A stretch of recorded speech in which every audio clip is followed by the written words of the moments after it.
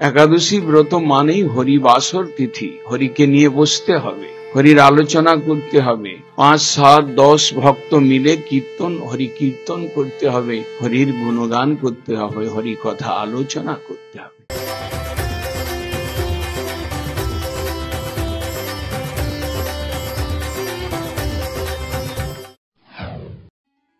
একাদশীর ব্রত কেন করব, কিভাবে করব? হরিবাসর তিথি, মাধব তিথি। আমরা আমাদের আরাধ্য দেব রাধা গোবিন্দ, আমরা কৃষ্ণ ভক্ত, কৃষ্ণের আরাধক, তাই মাধব তিথি ব্রত পালন করব, তাই হরিবাসর তিথি পালন করব। তিনি আমাদের আরাধ্য তত্ত্ব, তিনি আমাদের সর্বস্ব তত্ত্ব। কৃষ্ণ তিনি ঈশ্বর, তিনি সর্বশক্তিমান, তিনি পরতত্ত্ব, তিনি সুন্দর, তিনি উদার, তিনি মধুর। সেই কৃষ্ণচন্দ্র অবতারী কৃষ্ণ, তার তিথিকে উদ্দেশ্য করে যে ব্রত, কৃষ্ণ আরাধক মাত্রেই, কৃষ্ণ ভক্ত মাত্রেই একাদশী ব্রত অবশ্যই পালন করব, এটা তার কর্তব্য। কিভাবে করব? আমি একাদশীর ব্রত করছি, বহুদিন যাবৎ করছি। আমি অনুকল্প খাই, পেঁপে, আলু সিদ্ধ, কাঁচকলা অনুকল্প করে খাই। আমি ফলাহার করি, আমি নির্জলা করি। এই যে নিয়ম, কিভাবে করব ব্রত, এই নিয়মটা সবকিছু নয়, এই নিয়মটা মুখ্য নিয়ম নয়। এগুলো আমি যেভাবেই করি না কেন, আমি যে ব্রত করছি একাদশীর ব্রত, আমি যে হরিবাসর করছি, আমি যে মাধব তিথি পালন করছি, আমি সংসারের কাজ কর্মকে কম করে কৃষ্ণের চর্চা নিয়ে, কৃষ্ণের কীর্তন নিয়ে বসি কিনা।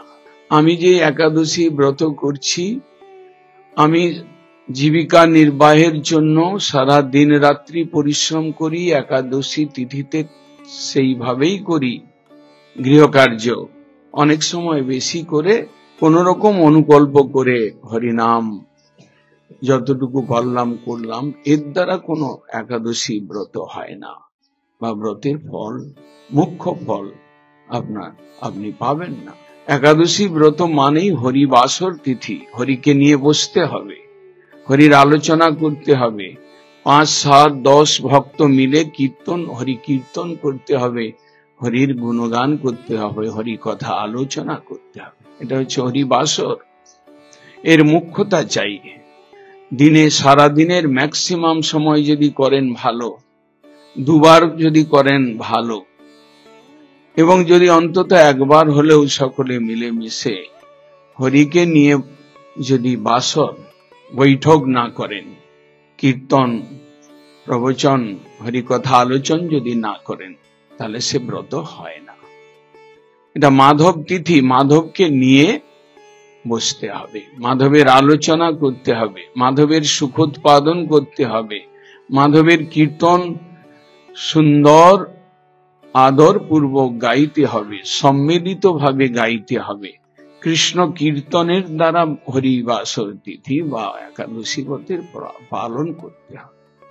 নতুবা আপনার হরিবাসর তিথি পুরাণে যেমন বর্ণন রয়েছে, আপনি হরিবাসর তিথির বইটা কিনলেন, তার মাহাত্ম্য শুনলেন, যুধিষ্ঠির মহারাজ কৃষ্ণকে বললেন, দেবর্ষি নারদ ব্রহ্মাকে বললেন, এই মাসের এই তিথি পালন করলে আপনি আরোগ্য লাভ করবেন, আপনি কঠিন ব্যাধি থেকে মুক্ত হবেন, আপনি পাপ থেকে মুক্ত হবেন, আপনি বৈকুণ্ঠ গতি লাভ করবেন। এসব যা কিছু কথা, গৌণ কথা, যা কিছু কথা ফলশ্রুতিমূলক কথা, এ কথা মুখ্য কথা নয়, এ কথা গৌড়ীয়দের জন্য নয়, এ কথা যারা হরিভক্তি করবেন তাদের জন্য নয়।